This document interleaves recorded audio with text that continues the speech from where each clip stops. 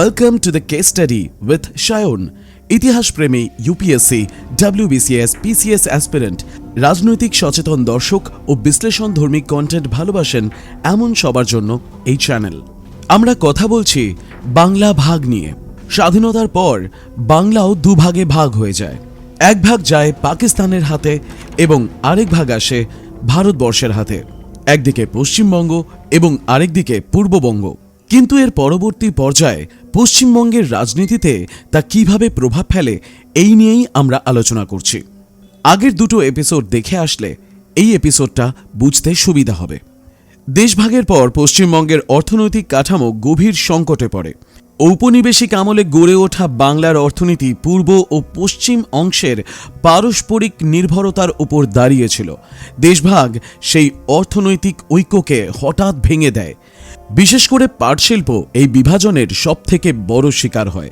পাট চাষের প্রধান অঞ্চল পূর্ব পাকিস্তানে চলে যায়, অথচ পাটকলগুলোর বড় অংশ ছিল পশ্চিমবঙ্গে।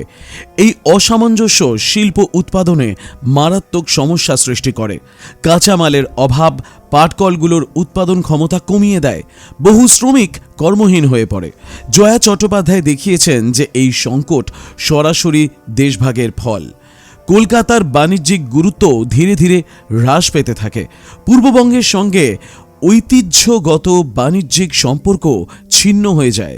বন্দরের কার্যকলাপ কমতে শুরু করে। শিল্পপতিরা বিনিয়োগে অনীহা প্রকাশ করে। নতুন শিল্প স্থাপনের গতি শ্লথ হয়ে পড়ে। পশ্চিমবঙ্গের অর্থনীতি ক্রমশ অনিশ্চয়তার মধ্যে পড়ে। জয়া চট্টোপাধ্যায় যুক্তি দেন যে এই পরিস্থিতি কেবল প্রশাসনিক ব্যর্থতা ছিল না, এটি ছিল একটি কাঠামোগত সমস্যা। দেশভাগ পশ্চিমবঙ্গকে একটি অসম্পূর্ণ অর্থনৈতিক এককে পরিণত করে। এই অসম্পূর্ণতাই দীর্ঘস্থায়ী সংকটের জন্ম দেয়। খাদ্য সংকট দেশভাগ পরবর্তী বাংলার আরেকটি বড় সমস্যা ছিল। পূর্ববঙ্গ ছিল বাংলার প্রধান ধান উৎপাদনকারী অঞ্চল। দেশভাগের ফলে সেই খাদ্য সরবরাহ বন্ধ হয়ে যায়।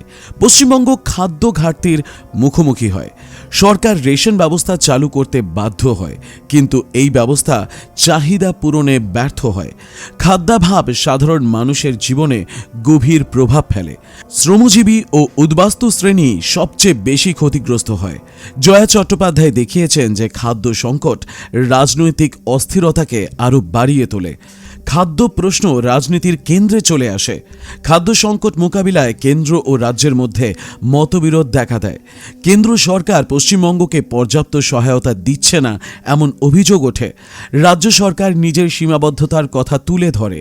এই টানাপোড়েন ফেডারেল কাঠামোর দুর্বলতাকে প্রকাশ করে। জয়া চট্টোপাধ্যায় দেখিয়েছেন যে দেশভাগ কেন্দ্র রাজ্য সম্পর্ককে জটিল করে তোলে। বিশেষ করে সীমান্ত রাজ্যগুলোর ক্ষেত্রে এই জটিলতা বেশি ছিল।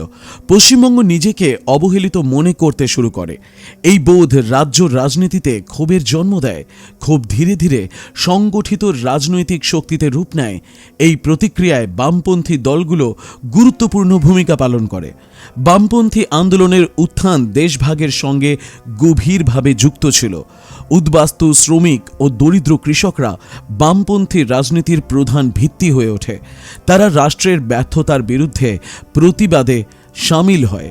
খাদ্য, বাসস্থান ও কর্মসংস্থানের দাবি বামপন্থী আন্দোলনের মূল ইস্যুতে পরিণত হয়।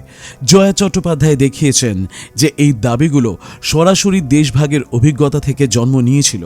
বামপন্থীরা দেশভাগকে কেবল সাম্প্রদায়িক বিভাজন হিসেবে দেখেনি, তারা একটি শ্রেণীগত শোষণের ফল হিসেবে ব্যাখ্যা করে।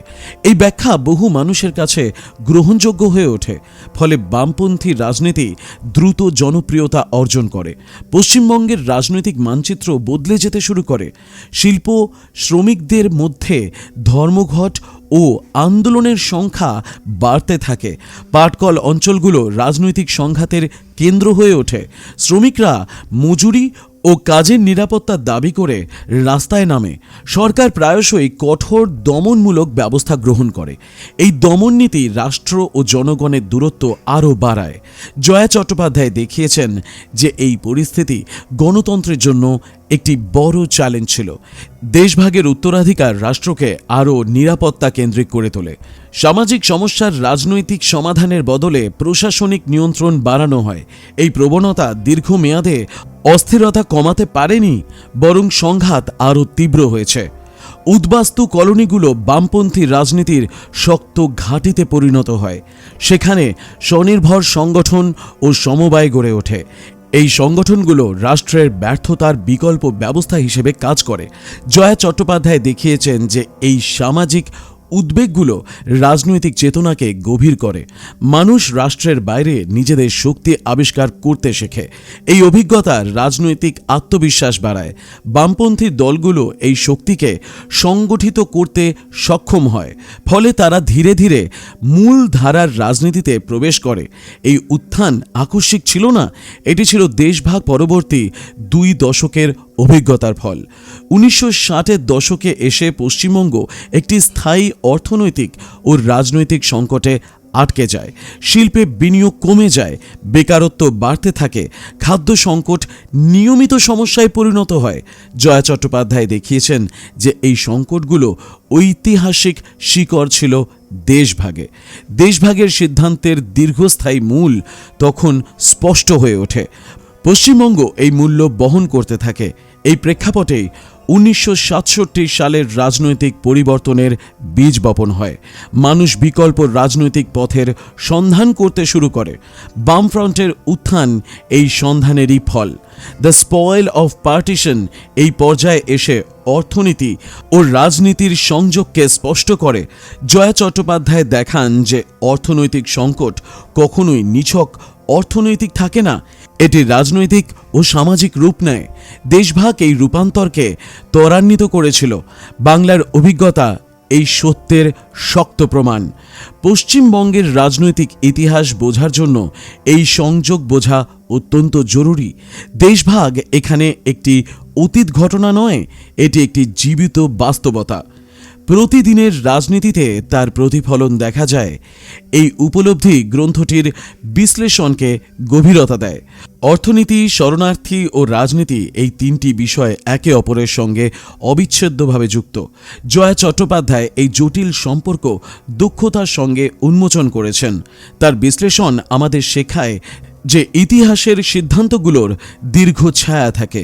সেই ছায়া সমাজ ও রাষ্ট্রকে আচ্ছন্ন করে রাখে। পশ্চিমবঙ্গ তার একটি স্পষ্ট উদাহরণ। দেশভাগের স্পয়েলস এখানেও অসমভাবে বণ্টিত হয়েছিল। কেউ ক্ষমতা পেয়েছিল, কেউ দীর্ঘস্থায়ী দারিদ্র্য ও অনিশ্চয়তা পেয়েছিল। এই বৈষম্যই রাজনীতির চালিকা শক্তি হয়ে ওঠে। এখানে গ্রন্থটির 3য় পর্যায়ের আলোচনা সম্পূর্ণ হলো। এই পর্যায় সম্পর্কে আপনার মতামত জানান কমেন্টে। ভিডিওটি ভালো লাগলে লাইক করবেন, শেয়ার করবেন, বন্ধুবান্ধবদের সঙ্গে শেয়ার করবেন। আমাদের চ্যানেলটি যদি আপনার কাছে কাজের মনে হয় তাহলেই সাবস্ক্রাইব করবেন, যাতে এই ধরনের ভিডিও হলেই আপনার কাছে খবর যায়। পরের পর্বে আমরা আলোচনা করব সীমান্ত রাজনীতি, পরিচয় সংকট, নিরাপত্তা কেন্দ্রিক রাষ্ট্র, নাগরিক অধিকার সংকোচন এবং 1967 সালের রাজনৈতিক পালাবদল।